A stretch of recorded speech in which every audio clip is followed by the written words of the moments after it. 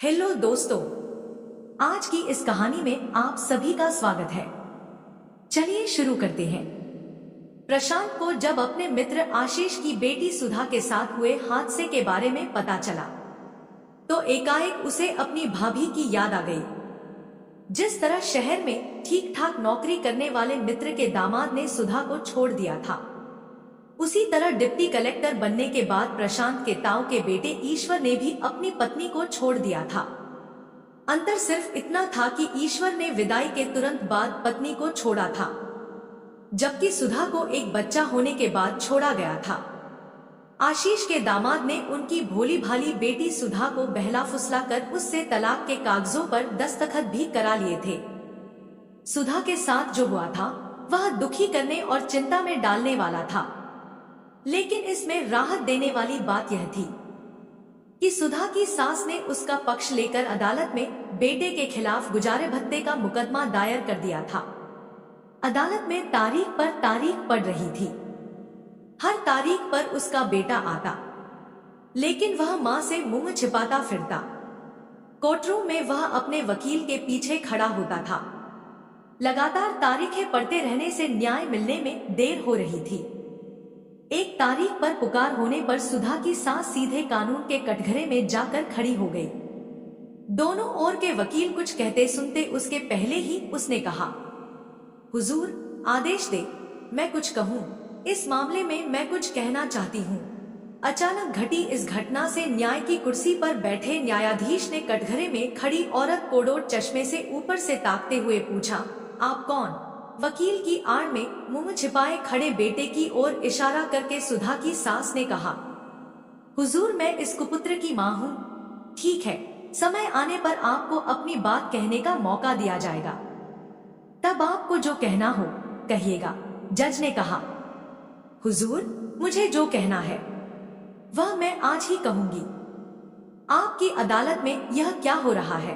बहू की ओर इशारा करते हुए उसने कहा, आप इसकी ओर देखिए, 1.5 साल हो गए इस गरीब बेसहारा औरत को आपकी ड्योढ़ी के धक्के खाते हुए।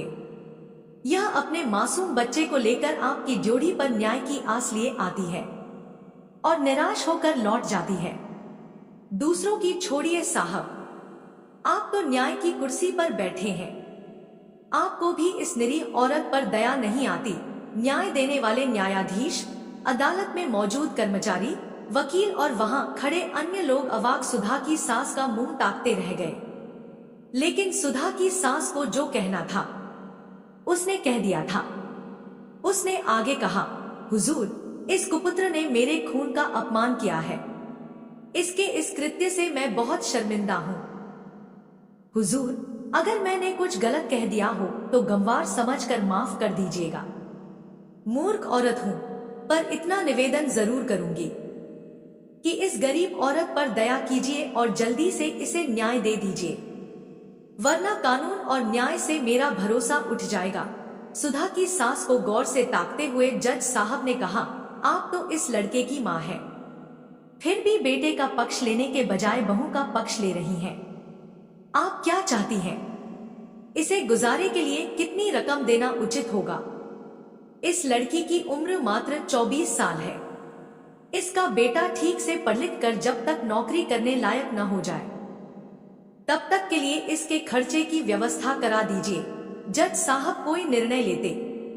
लड़के के वकील ने एक बार फिर तारीख लेने की कोशिश की, पर जज ने उसी दिन सुनवाई पूरी कर फैसले की तारीख दे दी। कोर्ट का फैसला आता उसके पहले ही आशीष सुधा की सास को समझा बुझा कर विदा कराने के लिए उसकी ससुराल जा पहुंचा। मदद के लिए वह अपने मित्र प्रशांत को भी साथ ले गया था कि शायद उसी के कहने से सुधा की सास मान जाए। उनके घर पहुंचने पर सुधा की सास ने उनका हालचाल पूछकर कहा, आप लोग किस लिए आए हैं? मुझे यह पूछने की जरूरत नहीं है, क्योंकि मुझे पता है कि आप लोग सुधा को ले जाने आए हैं। मुझे इस बात का अफसोस है कि मेरे समधी और समधिन को मेरे ऊपर भरोसा नहीं है। शायद इसीलिए बिटिया को ले जाने के लिए दोनों इतना परेशान हैं। ऐसी बात नहीं है समधिन जी, आपके उपकार के बोझ से मैं और ज्यादा नहीं दबना चाहता। आपने जो भलमन साहत दिखाई है वह एक मिसाल है। इसके लिए मैं आपका एहसान कभी नहीं भूल पाऊंगा, आशीष ने कहा। सुधा की सास कुछ कहती उसके पहले ही प्रशांत ने कहा, दरअसल यह नहीं चाहते कि इनकी वजह से मां बेटे में दुश्मनी हो। इनकी बेटी ने तलाक के कागजों पर दस्तखत कर दिए हैं। उस हिसाब से देखा जाए तो अब उसे यहाँ रहने का कोई हक नहीं है। सुधा इनकी इकलौती बेटी है, मैं सब समझती हूँ। मेरे पास जो जमीन है उसमें से आधी जमीन मैं सुधा के नाम कर दूंगी। जब तक मैं जिंदा हूँ अपने उस नालायक आवारा बेटे को इस घर में कदम नहीं रखने दूंगी। सुधा अगर आप लोगों के साथ जाना चाहती है तो मैं मना भी नहीं करूंगी। इसके बाद उसने सुधा की ओर मुंह करके कहा, बताओ सुधा, तुम क्या चाहती हो? चाचा जी, आप ही बताइए। माँ से भी ज्यादा प्यार करने वाली अपनी इन सास को छोड़कर मैं आप लोगों के साथ कैसे चल सकती हूँ? सुधा ने कहा। सुधा के इस जवाब से प्रशांत और आशीष असमंजस में पड़ गए। प्रशांत ने कुछ सोचते हुए कहा, माँ से भी ज्यादा प्यार करने वाली सास को छोड़कर अपने साथ चलने के लिए कैसे कह सकता हूँ? तो फिर आप मेरी मम्मी को समझा दीजिएगा, आंसू पोंछते हुए सुधा ने कहा। ऐसी बात है तो अब हम चलेंगे। जब कभी हमारी जरूरत पड़े आप हमें याद कर लीजिएगा, हम हाजिर हो जाएंगे। कहकर प्रशांत उठने लगे तो सुधा की सास ने कहा, हम आपको भूले ही कब थे जो याद करेंगे। कितने दिनों बाद तो आप मिले हैं, अब ऐसे ही कैसे चले जाएंगे? मैं तो कब से आपकी राह देख रही थी कि आप मिले तो सामने बैठा कर खिलाऊं, लेकिन मौका ही नहीं मिला। आज मौका मिला है तो उसे कैसे हाथ से जाने दूंगी? आप कह क्या रही हैं? मेरी समझ में नहीं आ रहा है, हैरानी से प्रशांत ने कहा। भाई, आप साहब बन गए, आंखों पर चश्मा लग गया, लेकिन चश्मे के पार चेहरा नहीं पढ़ पाए। जरा गौर से मेरी ओर देखो, कुछ पहचान में आ रहा है। प्रशांत के असमंजस को परख कर सुधा की सास ने हंसते हुए कहा, आप तो ज्ञानू बनना चाहते थे, मुझसे अपने बड़े होने तक राह देखने को भी कहा था, लेकिन ऐसा भुलाया कि कभी याद ही नहीं आई। अचानक प्रशांत की आंखों के सामने 35 से 36 साल पहले की रूपमती भाभी का चेहरा नाचने लगा। उसके मुंह से एकदम से निकला, भाभी आ। आखिर पहचान ही लिया अपनी भाभी को। गहरे विस्मय से प्रशांत अपनी रूपमती भाभी को ताकता रहा।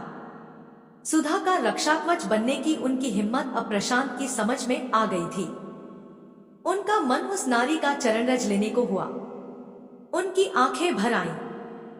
रूपमती यानी सुधा की सास ने कहा, देवर जी, तुम कितने दिनों बाद मिले।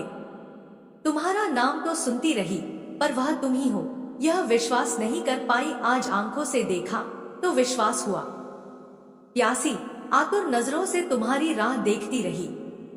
तुम्हारे छोड़कर जाने के बरसों बाद यह घर मिला। जीवन में शायद पति का सुख नहीं लिखा था, इसलिए 2 बेटे पैदा होने के बाद 8वें साल वह हमें छोड़कर चले गए।